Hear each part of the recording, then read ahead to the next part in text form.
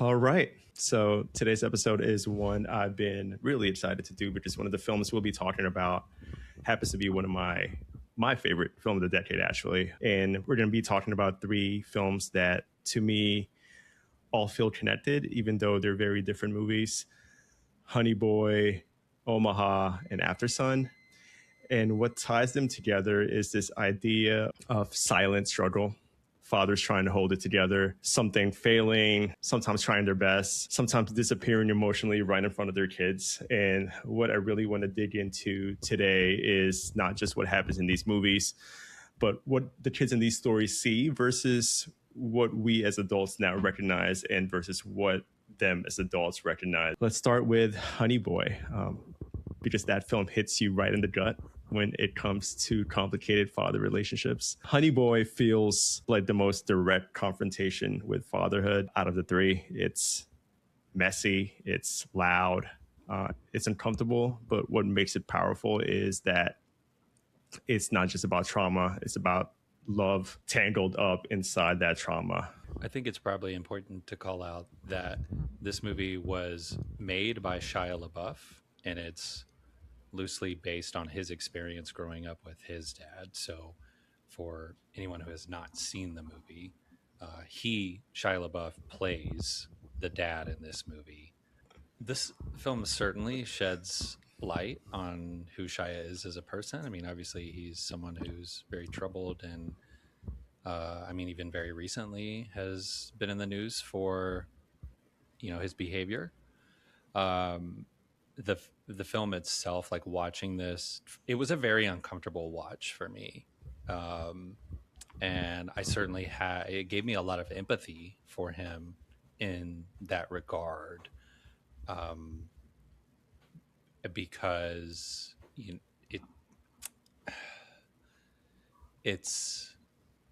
I feel like this had to be a very cathartic experience for him to make this film. And it probably allowed him to, especially portraying his father in this movie, allowed him to process a lot of the, hurt that he, has dealt with his entire life, from the abuse that he suffered at the hands of his father, and being a child star, and basically being the breadwinner in his family as a, preteen. So, in that regard, this was just a really uncomfortable watch for me. It's tough to watch a child go through that. Things that stuck out is just like how normal it was for the kid to just be smoking cigarettes, and he's like asking his dad for cigarettes, and he's just willingly he basically hates carrying around his own pack of cigarettes, as a 12-year-old. And obviously there's like the physical abuse.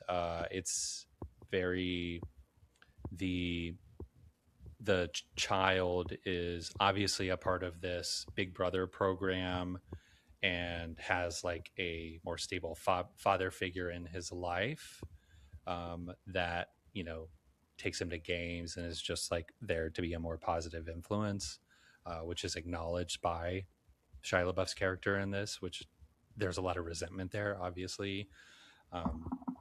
So for me, one of the most uncomfortable scenes to watch is obviously when they meet, the mentor and Shia LaBeouf's character, and they're at the pool and he's making burgers, and, he basically tells him to fuck off and throws him in the pool. And it's just so, I don't know, it's so uncomfortable. To me, this was a really, really, it was a tough watch. Like I felt like like I said, it gave me a lot of empathy, but it's also kind of disheartening and disappointing to know that him as a person in real life has kind of just repeated the cycle and has had struggles to get help on his own.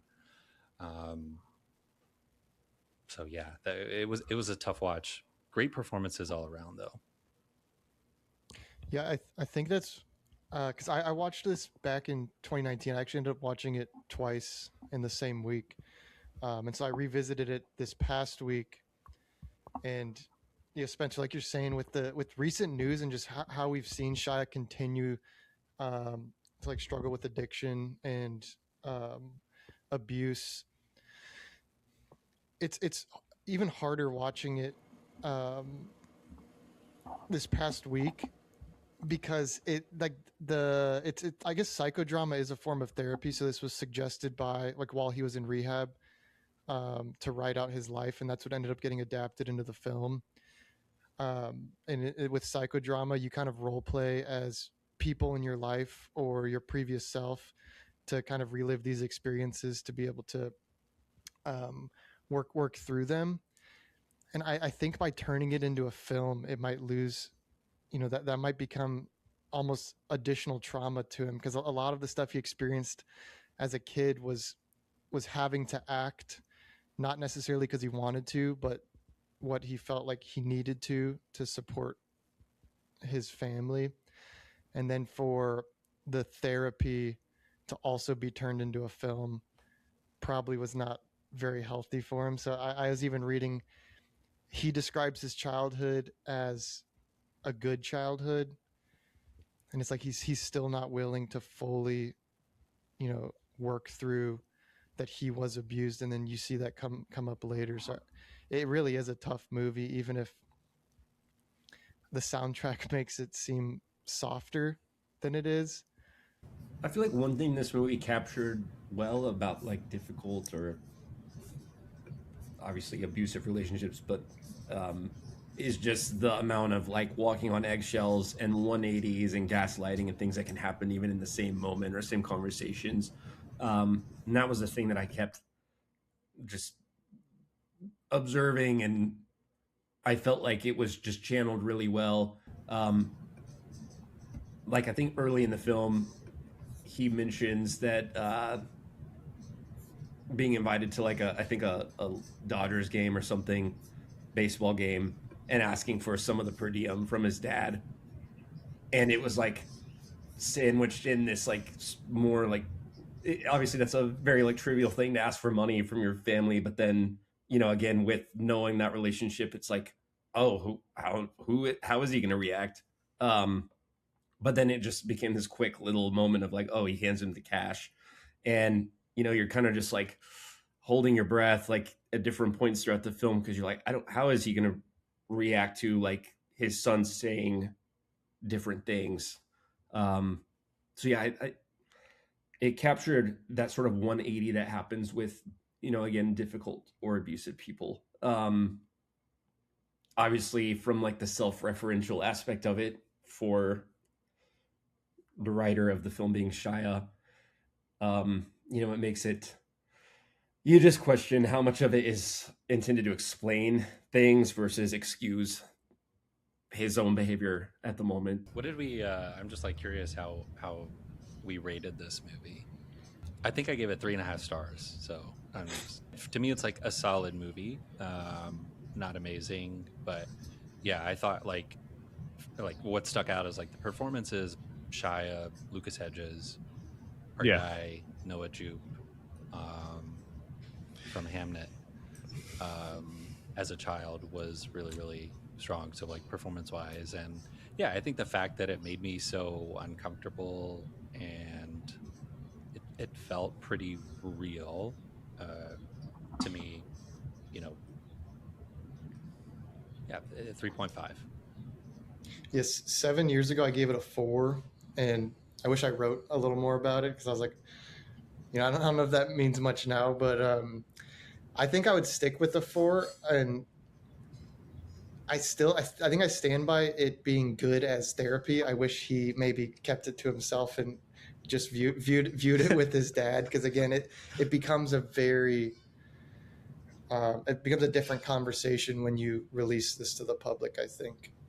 And you kind of start to question the motives of it, like Nick was just saying. But I think solid 4, because I agree. It's a very unique original story, and then the performances all around were great. I also, because FKA Twigs was in it, and she's the main driver of the alleged abuse allegations, I guess. Yeah. So it's hard to detach Yeah, it really all is. of that from the movie. And that was my first time watching it was yesterday. So I mean, I didn't watch it when it came out. I definitely had more empathy for Shia LaBeouf and the character itself when I first watched this movie years ago. Maybe that explains my my previous 4 stars to 3.5 now. But I also ordered these 3 films that we'll be talking about today from my least favorite to favorite. So, yeah. I would, if I'm being objective as possible, I would give it a 3.5. But yeah, I mean, I won't rewatch it, I don't think. So, Omaha then. What makes Omaha interesting to bring into this conversation is that it feels like the opposite of Honey Boy in tone. Honey Boy is loud and it's emotional and very explosive as well. Omaha is quiet, it's reserved, almost suffocating in a way, and how it feels. But underneath, like all that stillness, you feel the same thing. A father who's carrying something heavy, something his children in this case can't fully understand. I didn't know where this movie was going until that scene with the golden retriever, and to think that that wasn't the most traumatizing scene in this movie says a lot. But yeah, wanna hear your thoughts about it. Owner. I know. Yeah, I wanted to turn it off immediately after that one, but after that scene. But yeah, let's hear your thoughts. I do remember reading about the legislation in Nebraska at that time, and obviously that had to be amended or corrected. And obviously that was my first time hearing about it, so I that's why I didn't know the significance of Omaha, Nebraska, or yeah. Well, the interesting thing, even though I had read about it and was familiar, I didn't connect the dots of that. That was their journey going to that specific place for that reason until it happened. Yeah, I mean, obviously a really mind-blowing performances all around, and tackling like such an insanely difficult topic. And I feel like it did it in a really like grounded way where you feel the conflict from all angles. It didn't feel like, someone that had just given up and wasn't concerned about why they gave up. I mean, I did really enjoy it as much as I was extremely devastated when the film ended. I think, yeah, I just think it was, and this is one of my biggest problems with some of the reviews I was reading is, and it's kind of a problem that we see a lot, is when people watch a movie and then they label it with like grief porn and saying it's manipulative. And I think that is actually one of the reasons I enjoyed it, is because there were so many moments of joy where John Magaro's character is, he feels like he was brought to this point, but it's not necessarily what he wanted to do by any means. Like, he wasn't proud of it. And so that's where you can kind of see him dissociating throughout, as much as he's also trying to still give the kids like final bits of happiness. And in an interview with the director, he did say that like someone asked him what the meaning of the movie is, and Cole Webley said it's what Magaro says at the end, which is I think I need help. So like it takes to the very end, and for a decision that he can't overturn to finally admit that. But yeah, the ending, I was on my couch with like a drenched face for at least 30 minutes afterwards.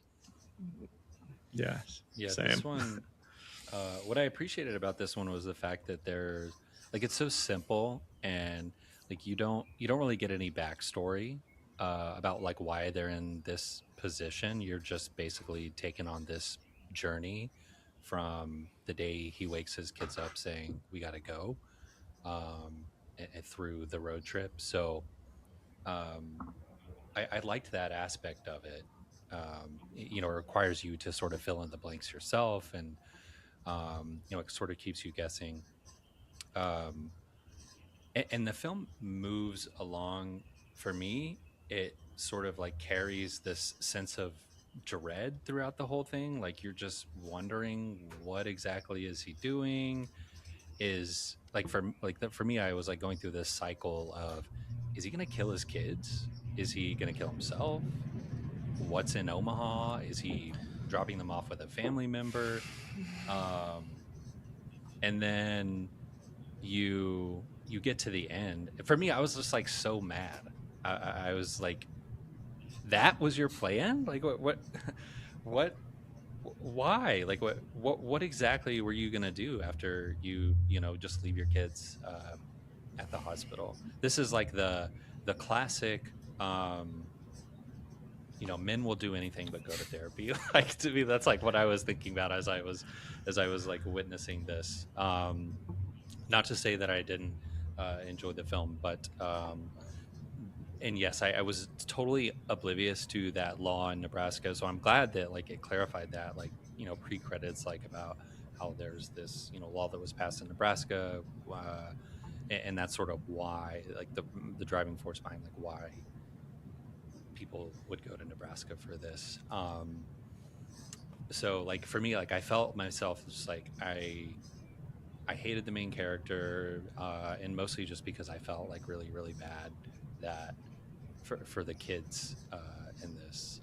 And speaking of kids, I thought another thing that stuck out to me was like I felt like the kids were really good at portraying normal, real kids. Like the conversations that they would have, like with themselves and their dad, and like how they would behave, just felt so like real, natural, and normal. Yes. But like sometimes, like when you have like kids as like a central part of the story, like it can be a little bit, like they're like overdone or in a way. But this just like it felt so normal, like playing pretend. Yeah.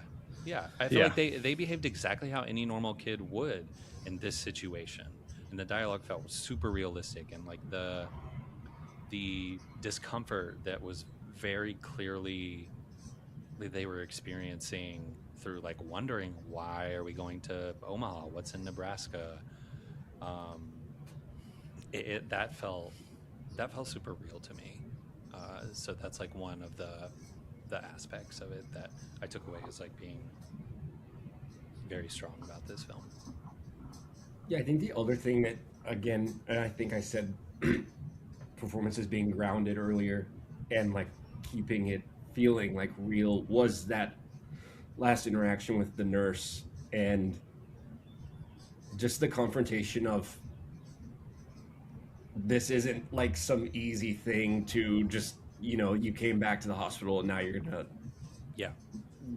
regain custody of your children or anything like that. It's this amount of paperwork. They're going to be held by child services for weeks or months, and she confronts him like head on with that and doesn't like sugarcoat that. And he's also processing not just his own grief and like regret for making that decision, but then the reality that it is an uphill battle, where he thought it was going to be some quick fix to offload his children onto the care of other people. And it's like, no, I mean, you've really just created new problems, and you have to like confront whatever it is in yourself that, led you to that decision. And now you're going to have to continue to do that work, and then this other work to get access to your children again. John Magaro, he's so good in this movie. He was my favorite part of Past Lives. Everything about Past Lives is just perfect to me. Yeah, but that's the only other thing that I know him from too. So like, I don't know he what was else in. I remember him from Orange Is the New Black. He was a boyfriend of like one of the inmates. I just continuously am impressed by him, and I'm so glad that he has like a lead performance that he can work with. From like a element of like symbolism that I noticed was around the car, and then like needing to push the car to start it, and a lot of times And that's like the final shot you get before they go to that pre-credits note about the law that passed in Nebraska, is like of the car parked on the street. But I feel like it was just really emblematic of not just the struggle of him like wanting to make that decision or like go through with it, but it really was just the like stop go or like push to make this difficult decision, or just certain plans being foiled and not starting or running as he imagined. But I'm curious y'all's thoughts on the car being sort of a symbol for that. Well, first off, it's like an older car, and a lot of times cars or clothing or sort of things like that are obviously used to indicate like the time period or when something's taking place. Just at its face, you might have looked at the vehicle and said, "Oh, this is like it's set in like the early 2000s, 90s, or whatever." Yeah. But then you see it's actually more closer to present day, and I think just the idea of the vehicle not running all the time and him needing his daughter to kind of help him give it that push. Yeah. I don't know. That scene after abandoning his kids, and when he had to move the car by himself and having visions of his daughter helping him. Yeah, I mean, everything about the last 20 minutes of that movie just gutted me. And it just took me by surprise because everything was so muted in the first hour and a half or so. Yeah, like the scene that kind of sticks out to me is like literally when they're he parks, and when he's getting ready to like take them into the hospital, I guess. To me, it was very subtle, but he was very clearly having a panic attack about like what he was about to do. And yeah, that's like to be like when the emotion like really was at its peak for me, because it's like, okay, we're literally about to find out what exactly he's gonna do, and it's gonna be very traumatic. On to more sadness. Aftersun honestly might be the quietest film of the three, but also the one that hurts the most once it settles in. Unlike Honey Boy, which, the trauma is loud, or Omaha, where tension sits in the silence, which was half the movie was all about. Aftersun is about memory, about looking back and realizing you missed something when you were a kid. But when you watch it as an adult, it feels like grief, like regret, like trying to piece together who your parent really was. Like I said earlier, this is my favorite film of this decade thus far. It just, at first, when I first saw this like years ago, I was devastated by the first viewing, but at the same time, like it didn't really fully hit me until like after a few viewings. And I don't know, I'm just curious to see to hear what your thoughts are, especially you, Spencer, who watched this for the very first time a couple nights ago, and I know you texted me immediately after. Yeah. So yes, Saturday was the first time I had ever seen this. It completely blew me away. I was unprepared for how this movie would affect me emotionally.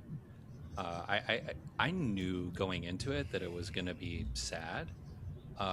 And, generally I feel like when I know something like that, you can sort of, equip yourself, kind of numb yourself a little bit to like what you're about to witness.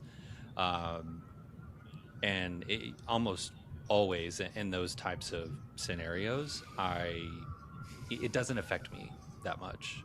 Like I can appreciate it for what it is, but this completely shattered the wall that I had unconsciously put up going into this. I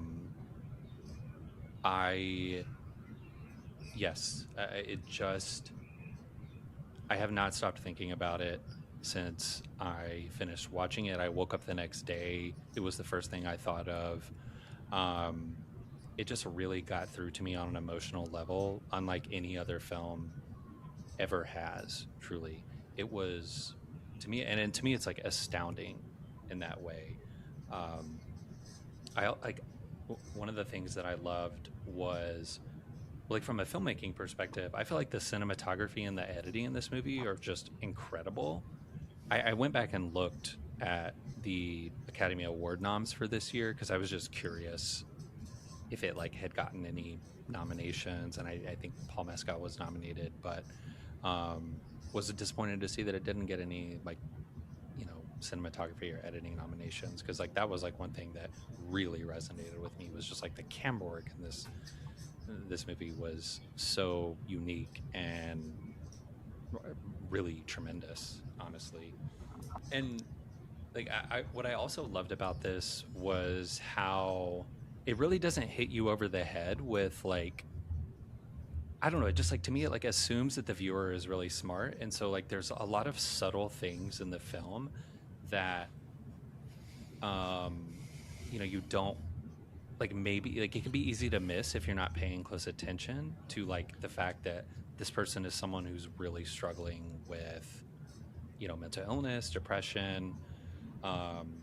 You know, obviously one of the scenes that really highlights this is the one where they're in the hotel room and, you know, he's like brushing his teeth and he's asking his daughter, like, you know, how was your day, type of thing, and she's like explaining how, oh, it was a great day, and then starts to like talk about how she's like 12 in this movie, I think, or, you know, she's very young, and she's like talking about how, you know, the way she describes the day is, you know, how it's like at the end of the day, like you had a great day, but then you're just sort of, you feel very down, and it's very clearly to him, the dad,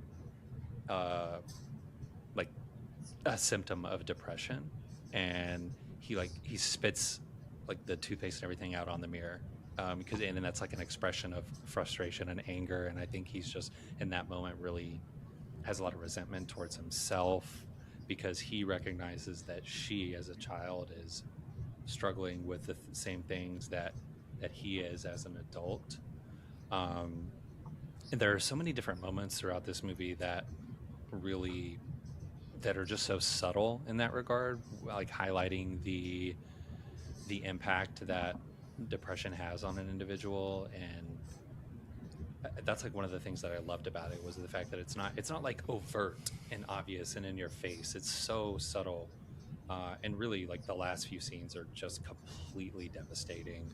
And like the dance scene and the way that song Under Pressure is used in that moment, and like the specific lyrics of that song, you know, this is our last dance, like, oh man, like that combined with the final scene where he's at the airport and he's filming her walking to the plane to leave is wow.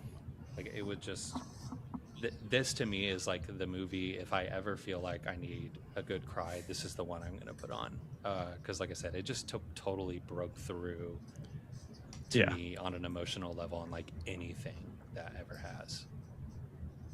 It is downloaded on my phone, and I think I watch it 1 out of every 3 flights that I take just to like have a good cry. You're imagining. That's insane.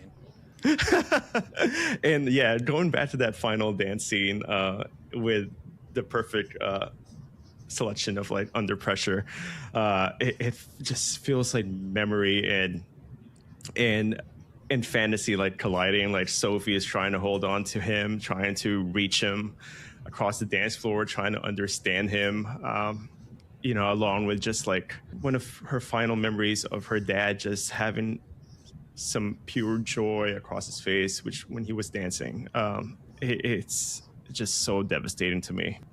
I'm gonna need like Paul Mescal's next project to be like a buddy cop comedy, a romantic comedy, because like he is like, I can't not associate him with just emotional pain and trauma now. He's very good at making us sad with, especially his recent projects, Hamnet, Aftersun, All of Us Strangers. Like everything is so emotionally heavy.